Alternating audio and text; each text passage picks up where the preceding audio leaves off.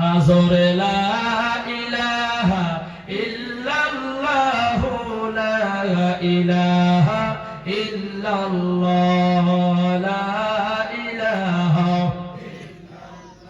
বলো লা ইলাহা ইল্লাল্লাহ লা ইলাহা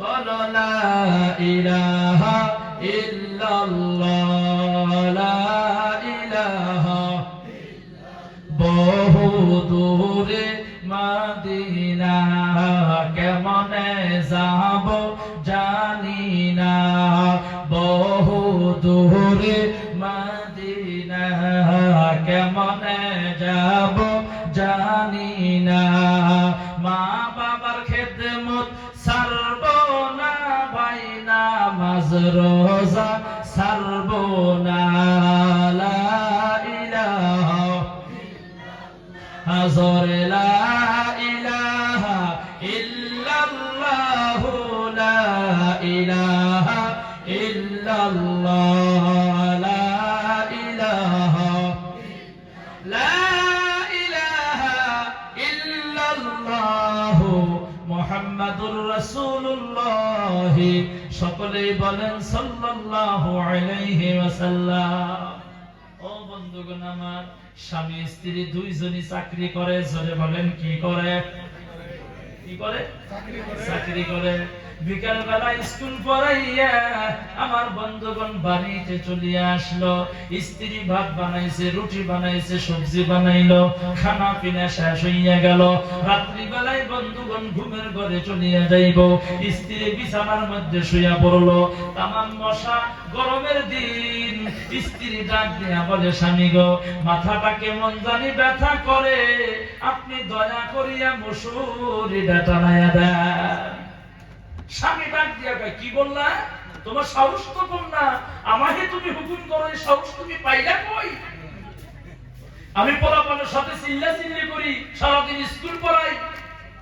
স্ত্রী ডাক দিয়া কয়, স্বামী আমি কি স্কুলে যাই আর ঘোড়ার ঘাস কাটি নাকি? আমিও তো চাকরি করি।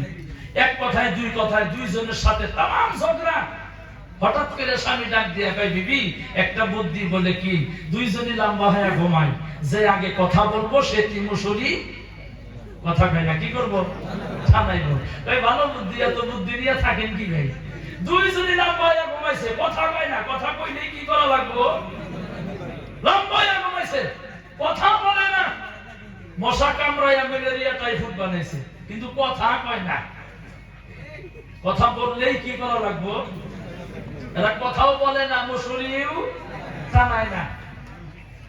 একদিন, দুই দিন, তিন দিন, চার দিন যদি আপনার ঘুম না হয়, 4 দিনের দিন যদি আপনি ঘুমের ঘরের মধ্যে চলে যান, মশা যদি কানের বগলে এসে কয় চাচা ওঠেন, জীবনে ঘুম হবো, কথা কয় না, ঘুম হবো গো।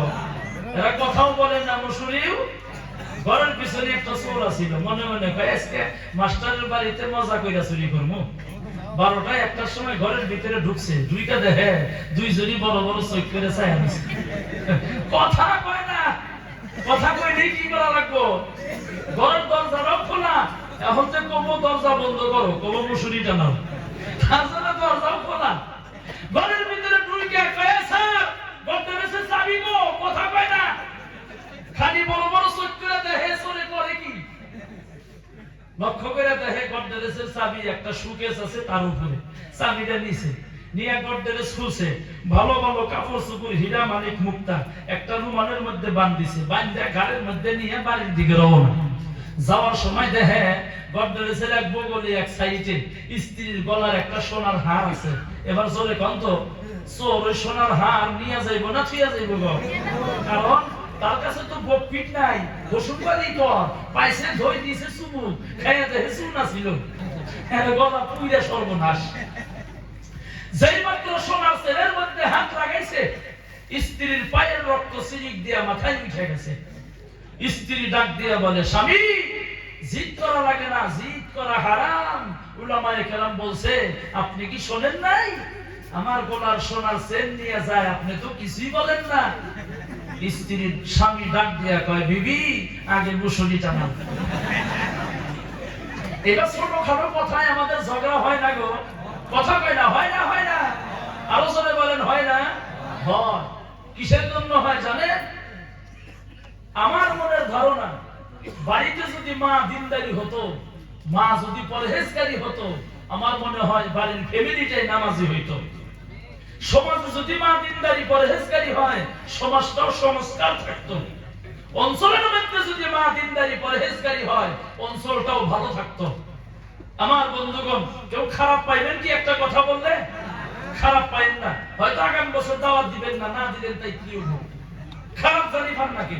আমার মনে হয় কিছু সংখ্যক শিক্ষিত মানুষের জন্য, কিছু সংখ্যক, সব কিন্তু না, উল্টা বুঝবেন না, আবারও বলছি, কিছু সংখ্যক শিক্ষিত মানুষের জন্য, সব কিন্তু না, উল্টা বুঝবেন না, রিপিট করলাম, কিছু সংখ্যক শিক্ষিত মানুষের জন্য বর্তমান সমাজটা নষ্ট হইতেছে। কথা বলেন না ঠিক কিনা? এই যে পঞ্চায়েত